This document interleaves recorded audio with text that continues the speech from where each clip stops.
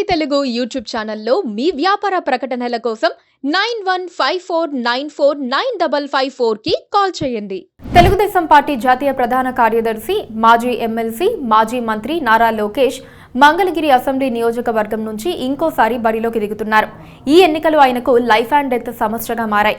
ఈసారి గెలిస్తేనే ఆయన రాజకీయాల్లో జైత్రయాత్రను కొనసాగించే వీలుంటుంది.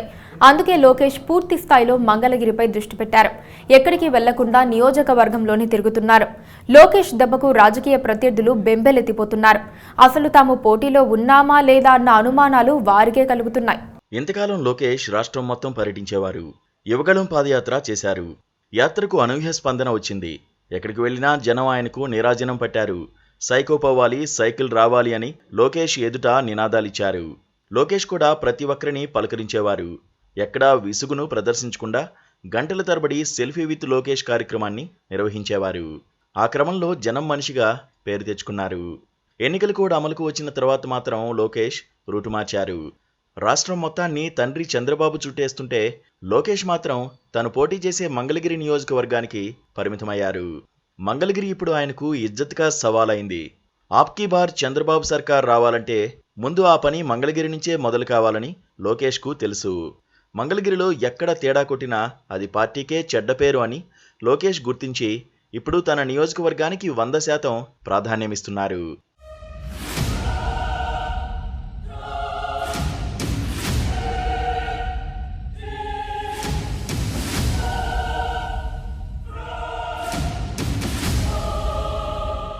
మంగళగిరిలో లోకేష్ మైక్రో లెవెల్ వ్యూహాన్ని అమలు చేస్తున్నారు. ఇంటింటికి తిరగటమే కాకుండా తమ పార్టీ విధానాలను ప్రజలకు చెప్పేందుకు ప్రత్యేక కార్యక్రమాలు నిర్వహిస్తున్నారు. మరోపక్క వైసీపీ అభ్యర్థి మురుగుడు లావణ్య ఎక్కడా కనిపించడం లేదు. ఆమె కోసం పోస్టర్లు వేయాల్సి వస్తుందని స్థానిక జనం జోకులు వేసుకుంటున్నారు. లోకేష్ తరపున వ్యూహకర్తలు అహరహం పనిచేస్తున్నారు. ప్రతి వీధిని వాళ్లు జల్లెడ పట్టి పార్టీకి ఓటేసేవాళ్లు తటస్థుల లెక్కలు తీస్తున్నారు. గల్లీలో కూడా లోకేష్తో మీటింగ్లు పెట్టించి మాట్లాడిస్తున్నారు. అపార్ట్మెంట్ల వాసులతో యువనేత ప్రత్యేకంగా సమావేశమవుతున్నారు. జగన్ తప్పిదాలను వివరించడంతో పాటు టీడీపీని గెలిపించాల్సిన అనివార్యతను వారికి అర్థమయ్యేటట్టు చెబుతున్నారు. గత ఎన్నికల్లో ఓడిపోయిన లోకేష్ ఈసారి మాత్రం రికార్డు మెజారిటీతో గెలుస్తారని టీడీపీ వర్గాలు అంచనా వేస్తున్నాయి. నియోజకవర్గంలో లోకేష్ ఎక్కడికి వెళ్లినా మంచి స్పందన లభిస్తోంది.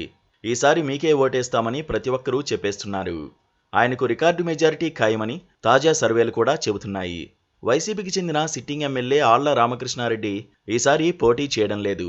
ఆయన వైసీపీ మీద నానా రకాల విమర్శలు చేసి వైసీపీని వీడి కాంగ్రెస్ పార్టీలో చేరి తిరిగి వైసీపీ గూటికి వచ్చారు.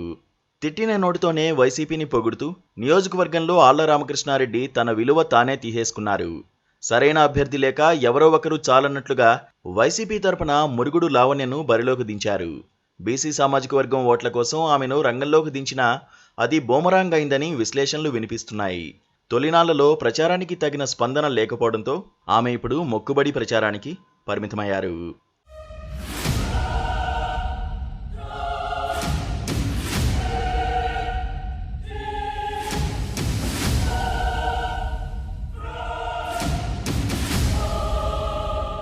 ప్రస్తుత పరిణామాలు చూస్తే మంగళగిరిలో వార్ వన్ సైడ్ అయ్యిందనే చెప్పాలి. ఎక్కడ చూసినా లోకేష్ మాటే వినిపిస్తోంది. ఒక్కసారి తమిళనాడులో బీజేపీ తరపున ప్రచారానికి వెళ్లి వచ్చిన లోకేష్ ఇక పూర్తి స్థాయిలో మంగళగిరికే పరిమితం కావటం ఆయన చిత్తశుద్ధికి నిదర్శనం.